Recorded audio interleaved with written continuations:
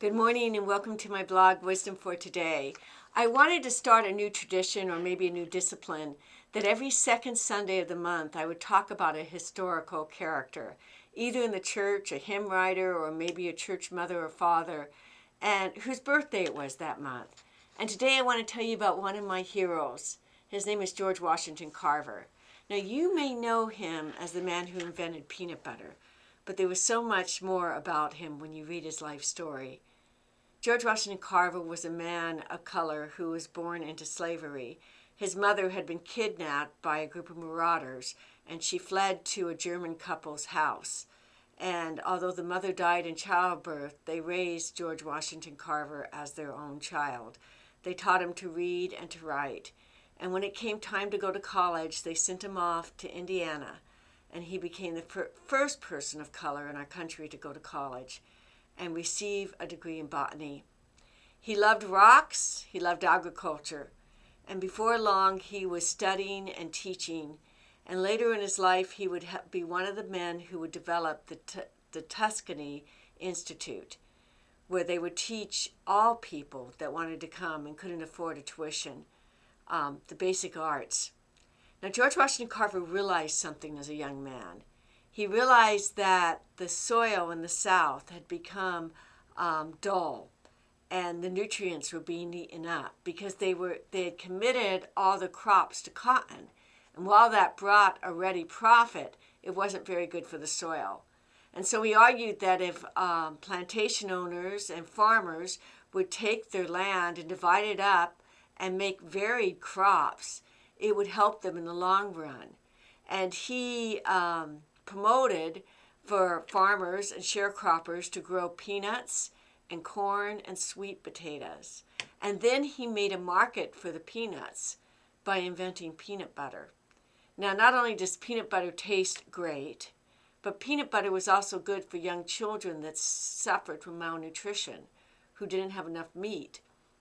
The peanuts could be grown cheaply, and the peanut butter could be made easily.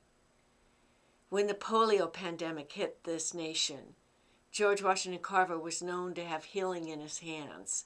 Now, he denied it himself, but he would teach baby massage and foot massage to get the blood moving in young polio victims.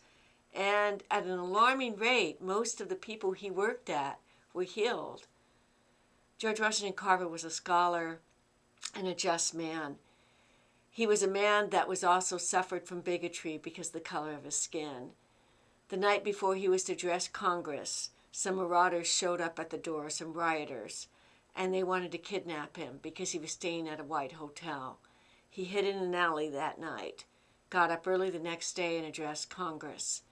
He became a personal friend of President Roosevelt as he sought to feed the poor in this nation.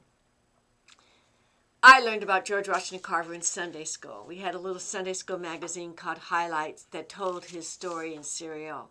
But what impressed me then is what impresses me still now. George Washington Carver was a man subjected to great hardship, yet instead of getting bitter, he got better. And in his betterness, he bettered the world. And his legacy is still carried on. George Washington Carver was a man who loved God and loved Jesus Christ and proclaimed it in a very practical way. He had 8 rules that he lives by that I want to share with you today. The first one was be clean on the inside and the out. The second one was neither look up toward the rich or down toward the poor. They're both created in God's image. The third one is lose if need be, but without squealing and complaining. The fourth one is win without bragging. The fifth one is be considerate of women, children, and the aged. The sixth one is be too brave to lie. And the seventh one is be too generous to cheat. And the eighth one is take your share of the world, but let others have theirs too. When I think of Dr. George Washington Carver, I think of that scripture in Micah 6:8 that says, He has showed you, O people, what is good. And what does the Lord require of you? But to act justice, to love mercy, and to walk humbly with your God. George Washington Carver, a man, an example that we should all strive to live after. Well, looking forward to seeing you this Sunday. God's blessings and have a great day.